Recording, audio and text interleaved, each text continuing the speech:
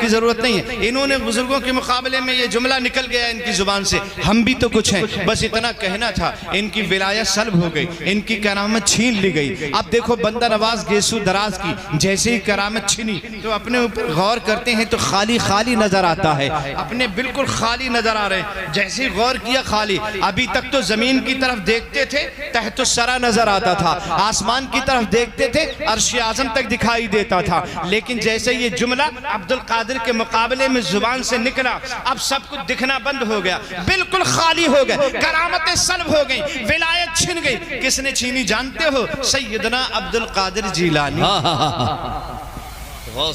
جب کچھ نظر نہیں آیا اور جب کچھ دکھائی نہیں دیا, بالکل خالی ہو گئے بندر آواز گیسو دراز. یہ کون لے گیا کرامتیں؟ یہ کس نے چھین لی ہماری ولایت؟ یہ کس نے سلب کر لیا ہمارے اختیارات؟ پریشان ہو گئے, کوئی نظر نہیں آیا تو اپنے پیر کو آواز لگانے لگے اور گلبرگہ میں بیٹھے بیٹھے چلا کر کہنے لگے, اے میرے پیر, اب تو میں خالی ہو گیا, کوئی نہیں میرا جو مدد کرے, آپ ہی میری مدد کرنے آ جائیے. بھائی اتنا کہنا تھا, دیکھتے ہی دیکھتے نصیر الدین چراغ دہلوی دکھائی دے. زندہ باد.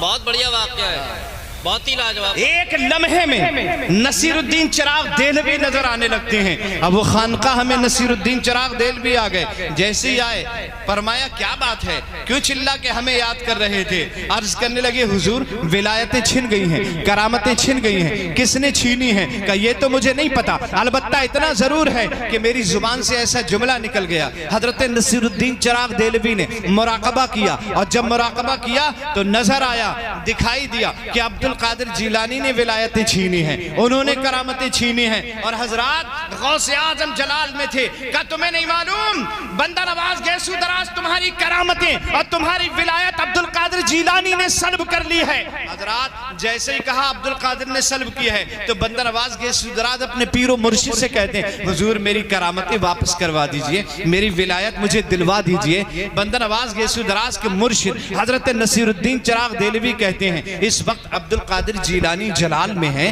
اور جب وہ جلال میں ہوتے ہیں تو کسی کی ہمت نہیں ہے ان سے کچھ بول سکے یا ان کے سامنے چلا جائے. تمہیں معلوم نہیں ہے عبد القادر جب جلال میں ہوتے ہیں اور اپنا سر اٹھاتے ہیں تو آسمان میں اڑتی ہوئی چیل سر تن سے جدا ہو کر زمین پہ آ کے گر جاتی ہے. یہ ٹھیک ہے عبد القادر جیلانی نے کرامتیں سلب کی ہیں, لیکن اس وقت وہ جلال میں ہیں. جلال میں میں تو ان سے کچھ کہوں گا نہیں, میری ہمت نہیں ہے. کہ حضور پھر کیا ہوگا, پھر کیا ہوگا, آپ بتائیں کیا ہوگا. اگر آپ واپس نہیں کرا سکتے کرامتیں تو کم سے کم اپنے پیر ہی کو بلوا دیجئے, اپنے پیر و مرشد ہی کو بلوا دیجئے. اور اس کے بعد نصیر الدین چراغ دہلوی نے اپنے پیر کو آواز لگائی, پیر و مرشد کو آواز لگائی.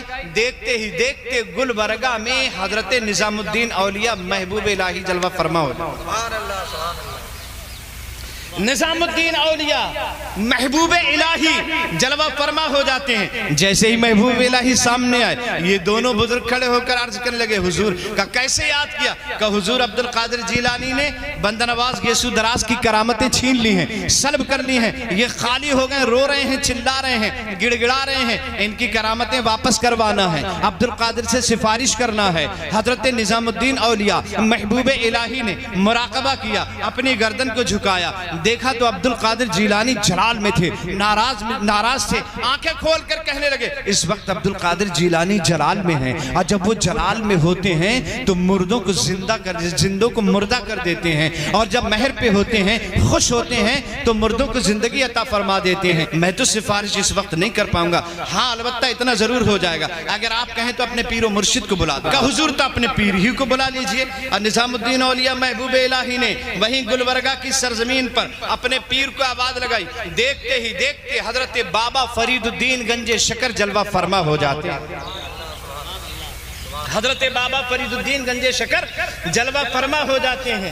اور حضرت بابا فرید آئے تو لوگوں سے کہنے لگے, کیا بات ہے, کیوں یاد کیا, کس لیے بلائے؟ کہا حضور بندہ نواز گیسو دراز کی کرامتیں چلی گئیں, عبد القادر جیلانی نے سلب کرنی ہے, آپ کو سفارش کے لیے بلایا ہے, ان کی کرامتیں واپس کروا دیجئے. حضرات بندہ نواز گیسو دراز کی کرامتیں واپس کروانے کے لیے جیسی سفارش کی گئی حضرت فرید الدین گنج شکر سے, آپ نے مراقبہ کیا. اب مراقبہ کرنے کے بعد عبد القادر جیلانی تو اس وقت بڑے جلال میں ہیں, اور جب وہ جلال میں ہوتے ہیں تو کسی کی ہمت نہیں ہے है कि उनसे कोई कुछ पूछ सके या उनसे कोई कुछ कह सके या उनसे कोई सिफारिश कर सके, और किसी की हिम्मत नहीं है। लेकिन जब जमाल में होते हैं, अच्छे मूड में होते हैं, तो जो चाहो करवा लो, जो चाहो करवा लो, जो चाहो करवा लो। जब जलाल में होते हैं तो कब्रिस्तान से गुजरते हैं और गुजरते हुए एक आवाज लगाते हैं, मुर्दो तुम भी उठ के भागो, नाना पीछे पीछे आते हैं।